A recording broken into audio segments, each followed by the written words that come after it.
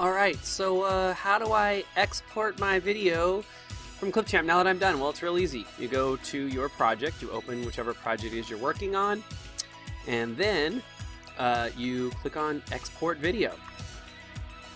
And if you're using the free version, which we are in my class, you are definitely only going to be able to do export in 480. These are the paid versions, and it might be worth it. If you want to do it on your YouTube channel, you don't want to have a watermark on your video, but for us, export in 480, it's going to prepare it, and then we should be able to download it. I'm going to pause, and we'll come back in a moment. When it finishes, it pops open this window, asks you to save as, and it's already saved as an MPEG-4. I would give it a better name than new project. If you named your project, you were smart. I will call mine Stick Figure with Sound. You call it whatever you're going to call it. In fact, if you're in my class, you should be calling it your period number, your last name, and then Falling Forever with Sound.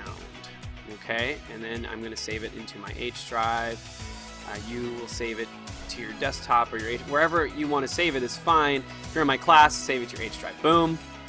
We've downloaded it, and now if I click on it, right here, it should open up in this video player, and I should be able to hear sound. Maybe.